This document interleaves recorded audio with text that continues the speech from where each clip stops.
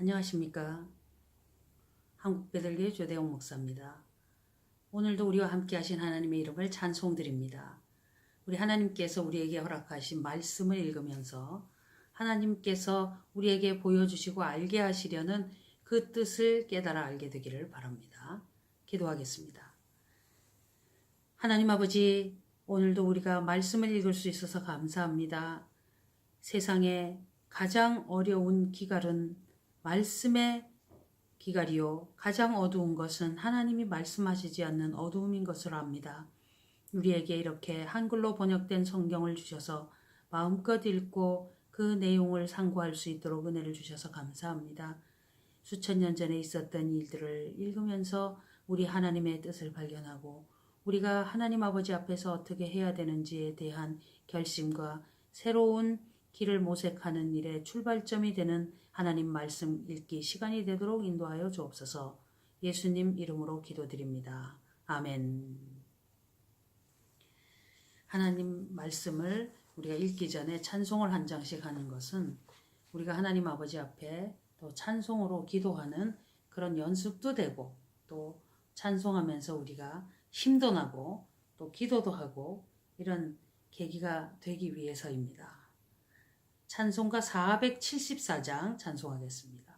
우리가 쓰는 이 찬송가는 통일 찬송가죠. 아주 오래전에 쓰던 것인데 이제 새롭게 된 21세기 찬송가를 쓰지 않고 이 찬송가로 우리가 찬송을 지금 계속 드리고 있습니다. 474장 찬송하겠습니다.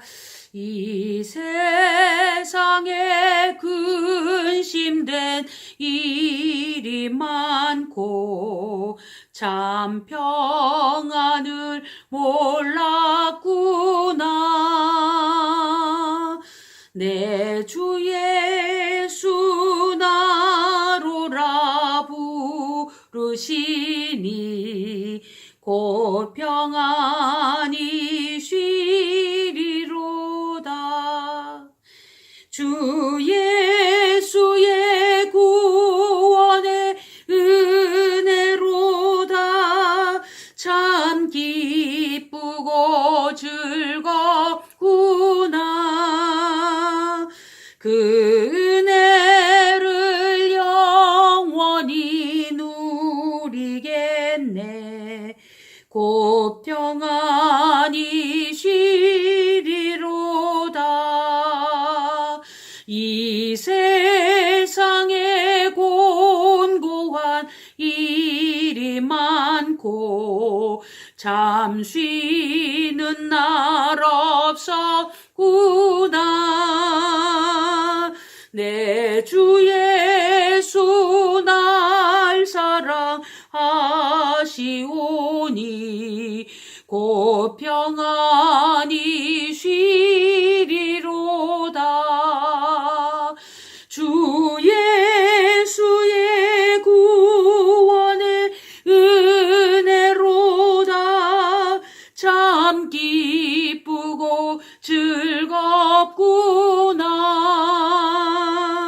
그 은혜를 영원히 누리겠네. 곧 평안히 쉬리로다. 이 세상에 죄악된 일이 많고 참 죽을 일 쌓였구나. 내 주 예수 날 건져 주시오니 곧 평안히 쉬리로다. 주 예수의 구원의 은혜로다. 참 기쁘고 즐겁구나. 그 은혜를 영원히 누리겠네. 곧 평안히 쉬리로다.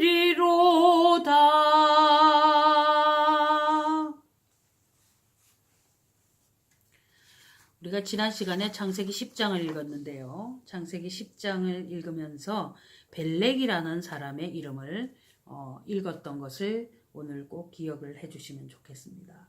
벨렉이라는 그 사람이 이제 태어나고 또 살아가는 과정의 그 연대가 지금 현재 우리가 상당히 주목해야 될 바로 그 시기인 것을 기억을 해야 되겠죠. 자, 그러면은 이제 우리가 창세기 11장을 읽어 보도록 하겠습니다. 아마 이제 이 사건이 없었으면은 오늘날 사람들이 그렇게 수많은 그 언어로 흩어져서 이 어학 공부하느라고 굉장히 힘들고 돈도 많이 들고 그러잖아요. 그런 일들이 없었을 터인데 하는 그런 이야기를 하게 되는 본문입니다. 창세기 11장 말씀입니다. 온 땅에 구음이 하나이요 언어가 하나였더라.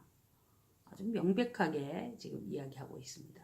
창조 때부터 시작하여서 오늘 지금 우리가 읽고 있는 이 11장의 사건이 일어나기 전까지는 모두 다 같은 언어를 썼다는 거예요. 그러니까 그때는 어학 공부를 하는 일은 분명히 없었을 것이다 하는 것을 우리가 알 수가 있습니다. 이에 그들이 동방으로 옮기다가 시날 평지를 만나 거기 거하고, 여기 지금 시날이라는 그 지명이 나옵니다. 다시 10장에 가면은 시날이라는 단어를 찾으니 10장의 10절에 시날이 나옵니다. 시날 땅의 바벨과 에렉과 아갓과 갈레에서 시작되었으며 뭐가요? 바로 그의 나라다. 10절이 그렇게 되어 있는데 그가 누구냐 하고 다시 올라가서 보니까 니무롯이라는 이름이 나타납니다.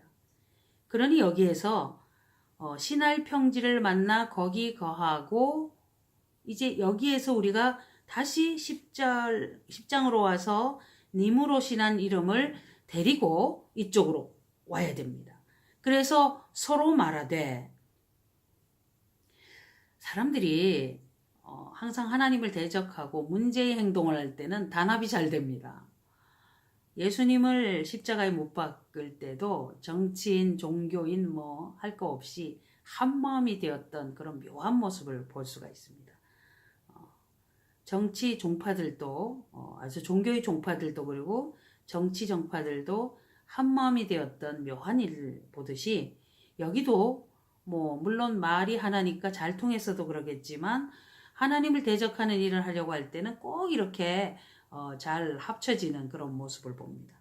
자, 벽돌을 만들어 견고히 굽자 하고, 이에 벽돌로 돌을 대신하며 역청으로 진흙을 대신하고, 또 말하되 자, 성과 대를 쌓아 대 꼭대기를 하늘에 닿게 하여 우리 이름을 내고 온 지면에 흩어짐을 면하자 하였더니, 하나님이 생육하고 번성하여 땅에 충만하라 말씀하시는 내용은 하나님이 창조해 놓으신 온 세계에 흩어져서 아주 그 다양하게 살아가는 것을 원하셨다는 그런 것을 우리가 알 수가 있습니다.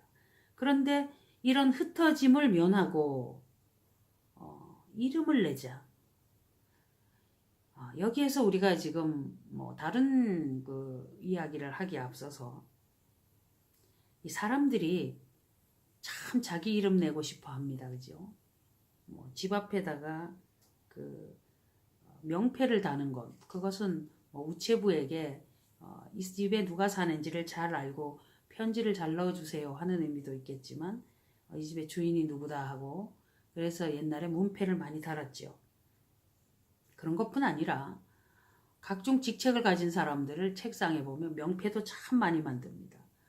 그리고 이름이 계속 이어지고 어떤 프로필에다가 내고, 이런 일들이 굉장히 많은 것을 보는데 이 사람들의 그 어떤 습성인 것 같아요.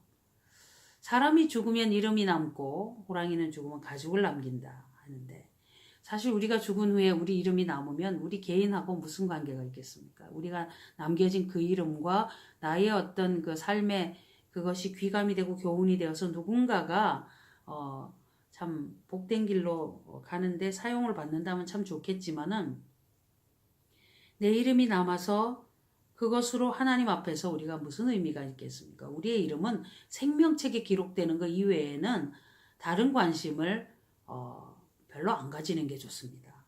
그런데 이름을 내자. 그래서 흩어짐을 면하자. 이 사람들의 이 행위가 하나님을 대적하는 것으로 드러난 것은 자명한 사실이죠. 그런데 이제 5절이 참 놀랍습니다. 여호와께서 인생들의 쌓는 성과 대를 보시려고 강림하셨더라. 하나님께서 이 땅에 저 아이들이 지금 무엇을 하는가 하고 보러 내려오셨대요. 몰라서 구경하러 오셨을까요? 하나님이 내려오셔서 말씀하실 때에 어떤 문제가 있을 때는 사람이 움찔하겠죠.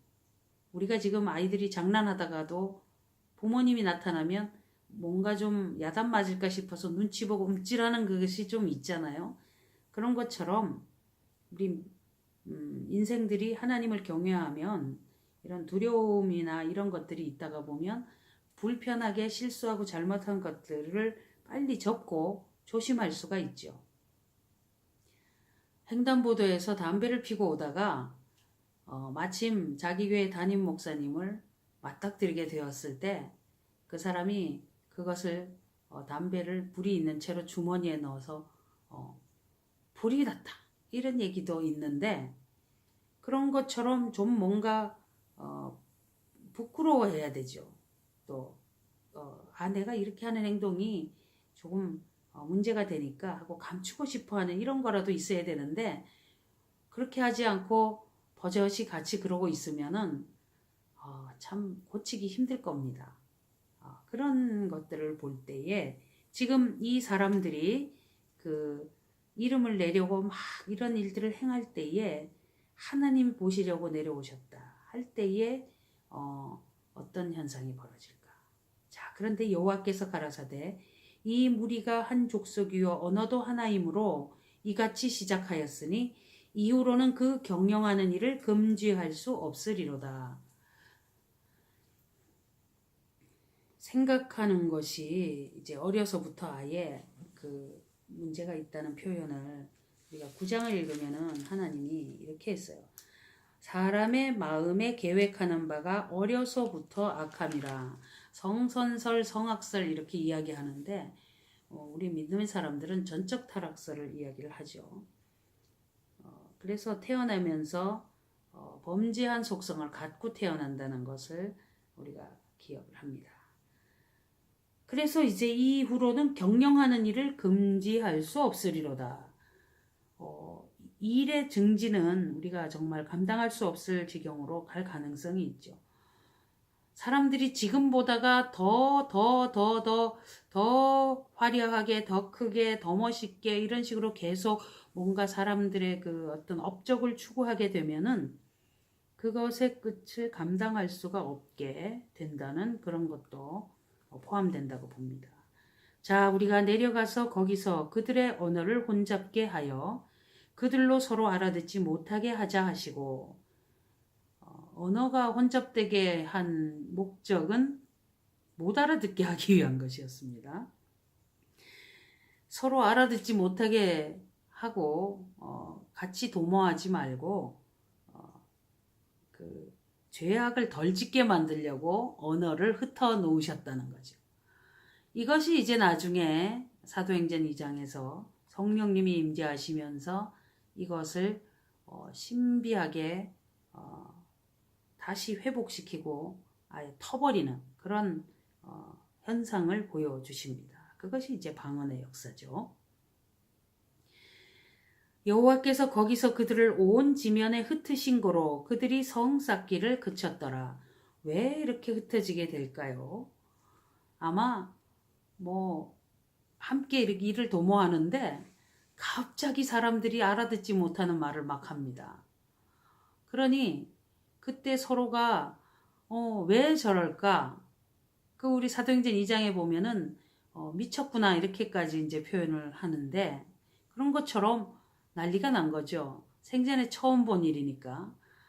사도행전 2장 시절에는 그래도 각 나라 언어가 있는 것을 아는 상황에서도 갑자기 그 갈릴리 사람이 다른 언어를 쓰고 막 이상하게 할 때 그때 이제 그런 표현이 나오는데 이때는 어떻게 되었을까? 굉장히 지금 막 상상이 안 되죠, 사실은 우리가. 그래서 아마 말이 통하는 사람들끼리 모여서 서로 뭐 다툼도 나고 막 굉장히 시끄러웠을 겁니다. 그러면서 이제 보다 보니까 비슷한 말을 쓰는 사람끼리 모이고 모여서 이제 흩어져서 나라와 민족을 이제 이루면서 살게 되었을 것입니다. 그때에 이렇게 우리처럼 한국말을 쓰는 이런 사람들도 함께 모여서 정착할 땅을 찾아서 동쪽으로 이동을 하였을 것이다. 그렇게 우리가 이해하는 것이 여기에 있는 그 성경의 말씀에 입각하여서 보는 하나의 그 좋은 그 성경 보기 아이디어다. 그렇게 우리가 지금 평가를 하고 봅니다. 그러므로 그 이름을 바벨이라 하니 이 바벨이라는 것은 뭐 나뉜다, 벨렉, 베레스, 바벨 다 이렇게 어원이 비슷하잖아요. 그 어감도. 그러니까 그런 그 이름들이 주로 이제 나눈다는 것과 그 같은 어떤 뜻이 있다는 겁니다. 이 시점에 에벨이 낳은 아이의 이름이 벨렉이었다는 거죠. 이는 여호와께서 거기서 온 땅의 언어를 혼잡케 하셨습니다. 여호와께서 거기서 그들을 온 지면에 흩으셨더라. 성경에 우리가 쓰고 있는 언어가 왜 생기고 왜 이렇게 온 나라의 그 언어가 다른가? 그 원인과 내용도 여기 기록이 되어 있습니다. 수많은 민족이 어디서 왔느냐도 나오고 수많은 그 언어의 근원이 어디인가도 나오고 정말 셀 수가 없습니다. 그 언어가. 그렇게 해서 이제 흩어버리심으로 인하여 많은 그 사람들이 민족과 족속과 방언대로 흩어지고 그런 역사가 일어났던 거죠. 그러면서 이제 10절에 특히 이제 셈의 그 족보가 다시 한번 정리되어 나오는 것을 읽어보게 됩니다. 이것을 읽으면서 이제 우리가 다시 이제 어떻게 연계하느냐. 노아가 태어날 때까지의 그 역사를 우리가 창세기 5장에서 쭉 읽으면서 도표를 만들었고, 그리고 이제 노아가 언제 태어났고 언제 아이를 낳고 언제 그 홍수 사건을 맞이하고 또 얼마나 살다 죽었는지가 다 그대로 설명이 되어 있었죠. 노아가 홍수 후에 350년을 더 지내고 950살까지 살고 죽었다. 그렇게 되어 있습니다. 그리고 셈이 언제 태어났냐면은 노아의 500세 때에 태어났다. 그렇게 되어 있죠. 예, 그 근거는 어디에 있냐면은 창세기 5장 끝에 노아가 500세 된 후에 셈과 함과 야벳을 낳았다. 그렇게 되어 있습니다. 그래서 그 연대표를 쭉 이어갈 수 있도록 단초가 다 성경에 있습니다. 그러니까 거기 있는 것들을 쭉 이어가다가 이제 노아의 첫 아들인 셈부터 시작하여서 그의 이야기를 다시 연계시켜서 계속 도표를 이어서 만들어 나갈 수가 있습니다. 지난번에 봤던 그 도표로 봤을 때 홍수 사건은 창조 이래로 1656년 정도에 일어난 걸로 그렇게 계산이 나오고, 또 바벨탑 사건이 1757년쯤에 나온 걸로 그렇게 계산이 나옵니다. 그러니까 1656년과 1757년 이 두 개의 연대가 대격변이 일어난 어떤 시기였다는 거죠. 그래서 이 두 시기를 연계시켜 가지고 다시 또 이렇게 정리를 해서 보면은 1757년에 벨렉이라는 아이가 태어날 때와 그 바벨탑 사건이 맞물려 돌아갑니다. 그래서 바벨탑이 그 쌓아질 때에 흩어질 때에 그때에 언어가 혼잡되어서 흩어질 때에 벨렉이 태어났다. 이렇게 연대가 아주 꼭 맞아 떨어집니다. 놀랍죠? 그러니까 성경이 인류 역사에서 꼭 필요하고 중요한 이야기를 꼭 맞게 정리해서 필요적절하게 우리에게 전해주고 계신다는 것을 절실하게 느낄 수 있습니다. 이렇게 보면서 10절입니다. 셈의 후에는 이러하니라. 셈은 100세 곧 홍수 후 2년에 와 정말 진짜 너무 이렇게 정확합니다. 홍수 후 2년에 아르박삿을 낳았고 노아 600세 되던 해에 홍수가 났고요. 1년 후에 홍수가 맞춰지고 방주에서 나왔습니다. 방주에서 나오고 2년 후에 아르박삿을 낳았고 이렇게 그 연대를 정확하게 할 수 있게 돼 있어요, 성경이.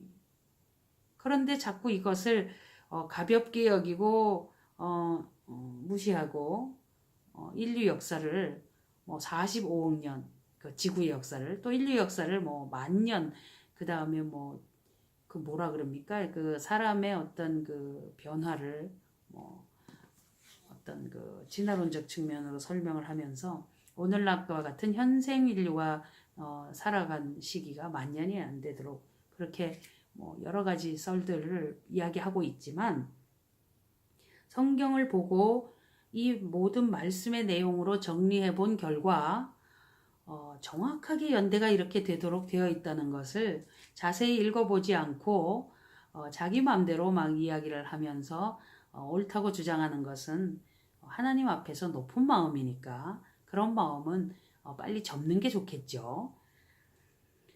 홍수 후 2년에 아르박삿을 낳았고 아르박삿을 낳은 후에 500년을 지내며 자녀를 낳았으며 아르박삿은 35세에 셀라를 낳았고 아주 정확합니다. 셀라를 낳은 후에 430년을 지내며 자녀를 낳았으며 셀라는 30세에 에벨을 낳았고 에벨을 낳은 후에 430년을 지내며 자녀를 낳았으며 에벨은 34세에 벨렉을 낳았고 벨렉을 낳은 후에 430년을 지내며 자녀를 낳았으며 벨렉은 30세에 르우를 낳았고 자 에벨이 34세에 벨렉을 낳을 그때에 바로 바벨탑 사건이 벌어졌다.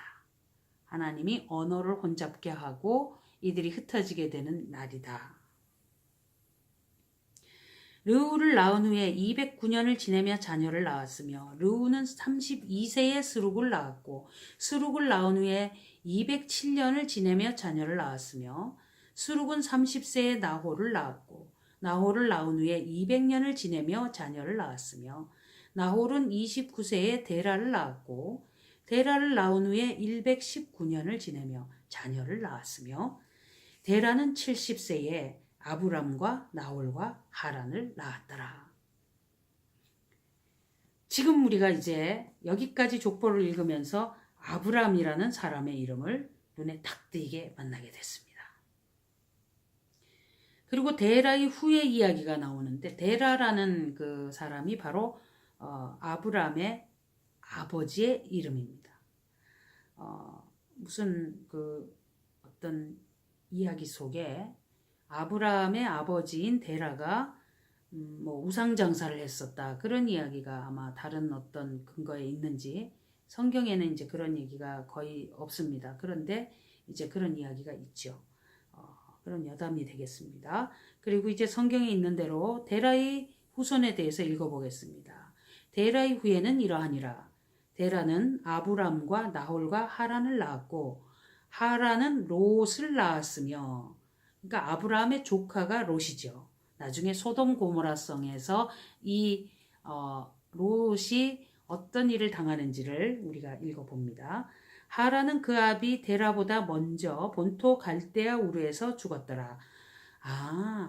갈대아 우르라는 곳에 지금 데라가 살고 있고 그 아이의 데라의 아이들이 아브람과 나홀과 하란이었다. 그런데 그 중에서 하란은 갈대아 우르에서 죽었다. 아주 참 간단하면서 소상하게 이야기를 하고 있습니다. 아브람과 나홀이 장가 들었으니, 그가 데라는 70살에 아브라함을 낳았고 그 이후에 나홀 하란을 낳았다는 거죠. 그러니 이제 여기까지 족보 계산을 하면은 그 연대표가 정확하게 나옵니다. 아브라함과 나홀이 장가 들었으니 아브라함의 아내 이름은 사레며 나홀의 아내 이름은 밀가니 하란의 딸이요 하란은 밀가의 아비며 또 이스가의 아비더라. 사레는 잉태하지 못함으로 자식이 없었더라. 데라가 그 아들 아브람과 하란의 아들 그 손자 롯과 그 자부 아브라함의 아내 사레를 데리고 갈대아 우리에서 떠나 가나안 땅으로 가고자 하더니 하란에 이르러 거기 거하였으며 데라는 205세를 향수하고 하란에서 죽었더라.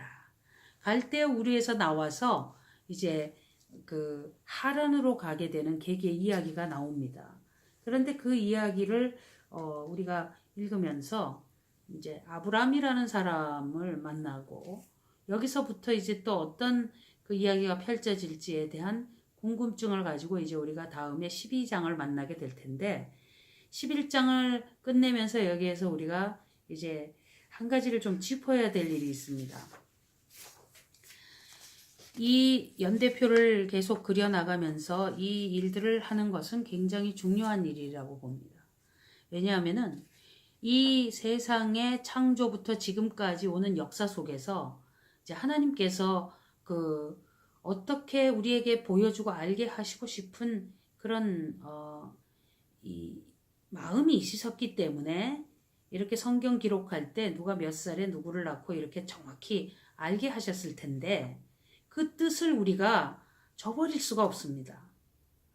그래서 창조부터 창조 0년에 1일째부터 6일째까지 창조하시고 7일째 쉬시고 그 이후에 계속 지구의 자전과 공전이 지나가면서 이제 그 역사가 계속 진행되어 오는 과정 속에서 이제 홍수를 만나고 홍수 이후에 이제 다시 새로 그 격변된 지구의 환경 속에서 이렇게 노아의 세 아들들을 통하여 인류가 다시 또 이렇게 흩어지게 되는 그런 이야기를 우리가 계속 읽어오고 있죠.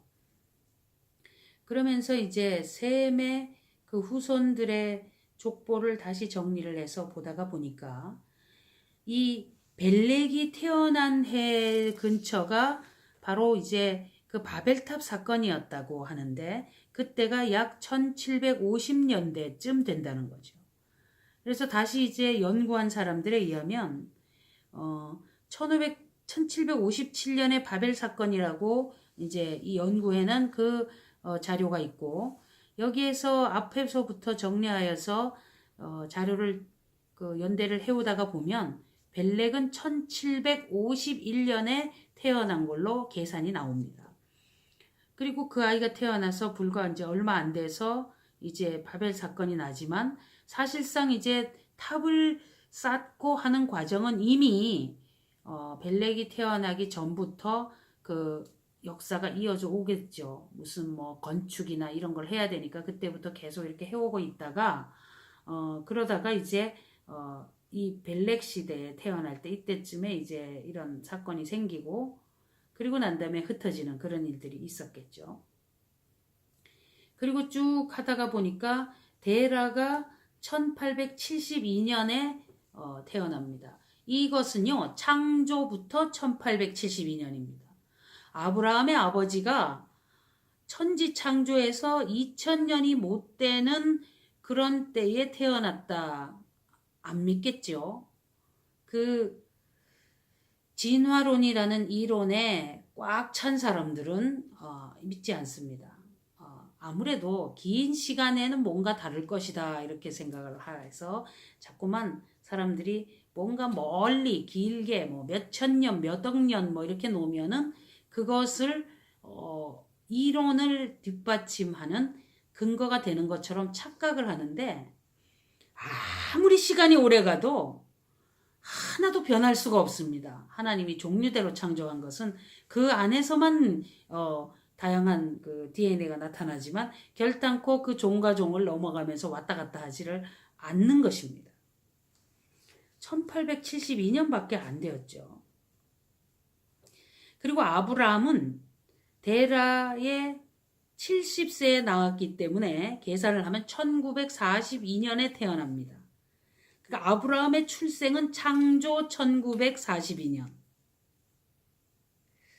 하나님이 여태까지 이렇게 그 인류들을 이렇게 도와오시다가 한 민족을 택하여서 그 민족이 하나님 앞에서 살아가면서 배우고 훈련받고 하면서 그 민족들이 온 인류를 주님 앞으로 돌아오게 하는 제사장의 나라가 되게 하자. 그런 의미로 아브라함을 택하신 것을 이게 선택한 선민의 그 목적이고 이유였지만은 택함 받은 사람들이라고 표현하는 그들이 그 목적과 그 뜻을 잘 발견하지 못하고 감으로 인해서 하나님의 뜻에 맞지 않도록 오게 되는 그 과정도 우리가 구약 성경을 통해서 읽어보게 됩니다.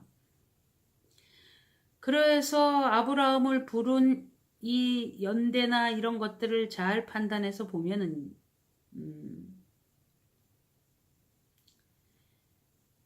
아브라함이 이제 1942년쯤에 태어나서 75세에 부름을 받는 그런 이야기가 나오죠. 그러면 1942년에 태어나서 72세가 될 때에 하나님이 부르셨으니까 1942 더하기 70 하면은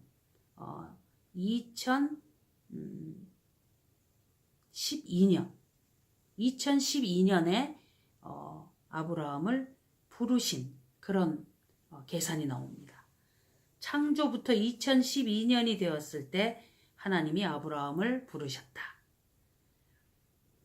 그렇게 되고요. 다시 거꾸로 이제 BC로 계산하면은 또 답이 나오겠죠. 우리 예수님 오실 때 하고 이렇게 계산을 해보면은. 그런데 바벨탑을 쌓아서 언어가 혼잡해질 때의 그 연대를 BC와 AD가 갈라지는 그 예수님 탄생으로부터 역추적을 해서 계산을 하면은요. BC 2340년 정도가 나옵니다. 2345년경쯤 나옵니다. BC죠. 이 BC하고 조금 전에 말씀드린 그 어떤 숫자는 이 연계하기가 힘듭니다. 창조 때부터 계산해서 1942년에 아브라함이 태어났다는 것과 이 1942년은 예수님 탄생부터 거꾸로 계산해 나가면 몇 년인가 하는 것은 다른 내용입니다. 벨렉이 태어난 때가 1751년이고 바벨탑이 대충 1750년대에 일어났다고 그렇게 알려져 있는데 그것을 다시 여기서부터 그 예수님 탄생부터 역추적해가지고 가면은 BC 2340년에서 45년경이 나온다는 거죠. 계산이. 그래서 2340에서 45년경에 바벨탑 사건으로 언어가 혼잡되어 흩어져 있고 난 이후에 각 나라 언어와 족속과 백성과 방언으로 되어져 있는 그들이 각기 온 천지에 흩어집니다. 그렇게 흩어질 때에 이제 우리 말을 쓰는 이런 우리 같은 이제 언어를 쓰는 한국 민족의 조상들이 동쪽으로 이동을 하다가 어느 지역에 와서 나라를 건국하게 되죠. 그것을 우리가 고조선을 건국했다 그렇게 이야기를 하고 그때의 그 건국할 때의 리더를 단군이다. 아마 그것이 뭐 몽골의 탱거리설 뭐 여러 가지가 있어요. 단군에 대해서. 그런데 이제 또 단군 왕검이라고도 하고 결국은 이제 그 고조선 시대의 왕을 단군이라고 불렀다. 이런 그 썰도 있습니다. 이게 다 이제 여러 가지 이야기가 있어요. 우리 역사 연구가 아직 많이 안 돼 있기 때문에 마치 이집트의 그 왕을 파라오라고 계속 부르듯이 고조선의 그 리더인 그 말하자면 왕이겠죠. 그래 대표를 단군이라고 불렀다는 거죠. 그런데 이제 그 우리나라 건국 신화에 보면은 곰이 뭐 마늘을 먹고 뭐 100일 동안 그렇게 해서 여자가 되어서 웅녀가 그 뭐 환인, 환웅, 뭐 결혼을 해가지고 환웅을 낳고 뭐 단군 뭐 이런 그 신화가 있는데 그 신화이죠. 그런데 그 호랑이 토템과 곰 토템 사상이 있는데 이 아리안족들이 호랑이 토템을 갖고 있다 하는 거죠. 그리고 곰 토템을 갖고 있는 것이 지금 우리나라다. 이제 그런 이야기를 하는 경우를 봅니다. 아리안족이 주로 이제 요즘 우리로 말하면 그 인도 주변에 이제 그런 종족, 민족들이죠. 나중에 이제 인도 남부의 타밀나두족이 이제 우리와 참 언어가 흡사합니다. 이제 그들이 이제 우리나라로 허황우가 이제 온 얘기가 그 가야 시대에 김수로 왕의 부인이 왔다 뭐 이런 이야기가 또 연계되어 있긴 합니다. 그런데 바로 고조선의 건국이 BC 2333년 그러니까 우리가 지금 그 단군이 건국한 거에서 지금까지를 연대를 계산해서 4천 몇백 년을 계산을 하잖아요. 그러니까 그 근거가 여기에 있어요. 그래서 놀라운 것을 발견하는 거죠. 바벨탑에서 언어가 혼잡되어 흩어져서 같은 말 쓰는 사람들끼리 모이고 모여서 동쪽으로 오다가 우리나라 이 뭐라 그럴까 만주 또 저 위에 바이칼로 아래 이쪽으로 해서 쭉 넓게 펼쳐서 한반도까지 이렇게 흩어진 전체 지역에 한민족이 나라를 건국하고 살았고 그때 거기에 이제 무슨 뭐 피라미드 이야기도 있고 많습니다. 뭐 발해 그 바이칼로 뭐 이런 거에서 뭐 어떤 우리나라 이 언어의 그때하고 지금하고 한국말의 그 말이 다르죠. 고어하고 지금하고. 그래서 그런 것들을 통해 가지고 지금 뭐 우리나라 이야기를 하는데 거기에서 이제 환단고기 막 이런 막 얘기가 나옵니다. 이제 그런 것들에 대한 게 옳고 그르고도 또 연구가 돼야 되겠죠. 그런데 분명한 것은요. 고조선 건국이라는 이야기가 나와 있는 그 삼국유사, 삼국사기 그쪽의 근거와 그 단기 몇천 년 그리고 그 기원전의 그 연대 그것과 벨렉과 바벨탑 사건과 너무 이렇게 얽혀 있는 것이 이것을 이렇게 연계시켜서 이게 당연히 이해될 수밖에 없는 거예요. 이거를 누가 뭐 부정한다 해서 뭐 변하겠습니까? 거기서 인류가 파생된 건 사실이니까. 그때 우리가 어떤 민족에 그 연계되어서 그들과 함께 오게 되었는지는 기록이 없어서 잘 모르겠습니다. 이제 앞으로 뭐 사료가 나올지 모르지만 잘 없어요. 그래서 그것을 우리가 억지로 찾기는 좀 어렵고 그렇습니다. 오늘 창세기 11장을 읽으면서 굉장히 현실적인 이야기를 좀 하게 되었습니다. 우리가 그 창조 이래로 지금까지 많아봐야 6100년, 6110년, 뭐 120년 뭐 이렇게밖에 안 됐다는 거를 뭐 안 믿든 간에 성경을 근거로 공부하고 이야기하는 사람은 그 이상의 이야기가 나올 수가 없습니다. 그리고 하나님이 창조하신 6일의 창조 그리고 홍수 사건 때 일어난 대격변이 많은 사람들에게 있어서 수십억 년이라는 그런 어떤 표현이 나오게 되는 것이다 하는 것을 우리가 잘 살펴야 할 것입니다. 기도하겠습니다. 하나님 아버지 민족들이 흩어지는 이야기를 들었습니다. 우리 한국말을 쓰는 사람이 수천 년 전에 이 땅에 와서 나라를 건국한 그 연대와 연계된 것을 공부하며 우리가 더 주님 앞에 말씀드리옵기는 이 세상의 현실의 모든 것이 하나님께서 우리에게 말씀하신 것과 꼭 맞게 돌아가는 것을 명백히 잘 알 수 있도록 우리에게 가르쳐 주시고 도와주셔서 이 분명한 것들을 놓치지 않게 되도록 인도해 주시옵소서. 하나님 아버지 우리에게 허락하신 이 땅의 이 대한민국의 아름다움을 영원히 이어갈 수 있도록 은혜 주시옵시고 주님 오실 때까지 믿음 잃지 않고 영원하신 창조주 하나님을 섬기며 사는 일에 온전히 우리의 삶을 바치도록 인도하여 주옵소서. 예수님 이름으로 기도드립니다. 아멘. 네, 이렇게 이제 창세기 11장까지 읽어봤습니다. 여기까지를 원시 역사다 이렇게 이야기를 하고 원역사라고도 하는데 이렇게 이 역사가 사실은 온 인류가 자기네 역사책 앞에다 갖다 붙여야 되는 그런 것이라는 것을 꼭 잊지 말고 우리가 바라봐야 되겠습니다. 감사합니다. 다음 시간에 뵙겠습니다. 안녕히 계십시오.